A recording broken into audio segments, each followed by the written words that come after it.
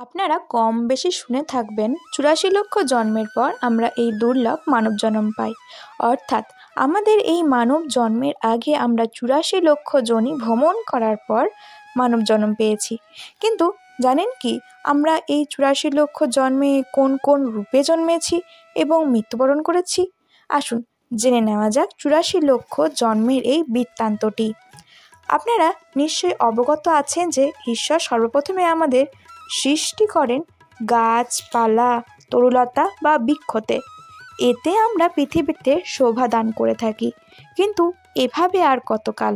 অবশেষে ২০ লক্ষ বার গাছপালা রূপে জন্মের শেষে আমাদের জন্ম হয় তুলসী বৃক্ষরূপে। আর সেই তুলসী গাছের পবিত্র পত্র যখন ভগবান শ্রীকৃষ্ণের পাদপদ্মে অর্পিত হয়, তখনই বৃক্ষ জন্মের শেষে আমাদের জন্ম হয় জলজ জীব হিসেবে। এই পর্বে আমরা কখনো মৎস্য, কখনো কূর্ম ইত্যাদি রূপ ধারণ করতে থাকি। অবশেষে ৯ লক্ষ বার জলজ প্রাণী হিসেবে জন্মের পর আমাদের জন্ম হয় শঙ্খরূপে।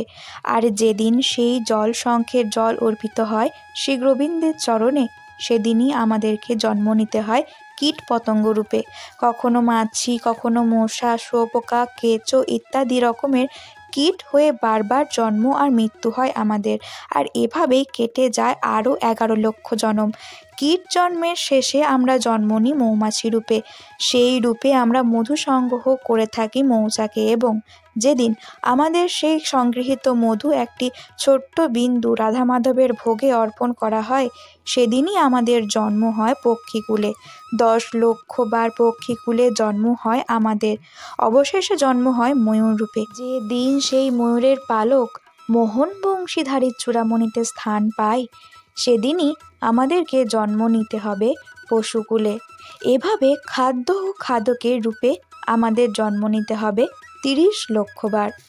এরপর একদিন শ্রী মধুসূদনের কৃপায় আমাদের জন্ম হয় গরুরূপে, এবং গাভীর গোদুগ্ধ যখন গোবর্ধনধারীর ভোগে অর্পণ করা হয়, তখন আমরা গোজন্মের আরও ৪ লক্ষ জন্মের পর লাভ করে থাকি দুর্লভ মানব জন্ম।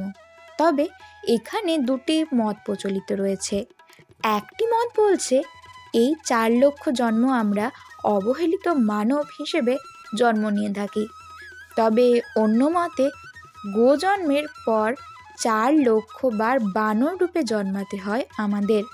এভাবে ৮৪ লক্ষ জন্মের পর আমাদের জন্ম হয় মনুষ্য রূপে।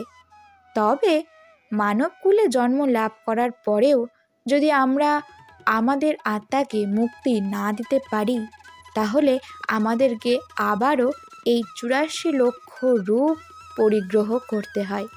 তাই আসুন আমরা সময় থাকতে মহান ঈশ্বরের চরণতলে আত্মসমর্পণ করি এবং শুদ্ধ কাজ ও ঈশ্বর প্রেমের মাধ্যমে আমাদের আত্মাকে উদ্ধার করতে ব্রতী হই। রাধে রাধে।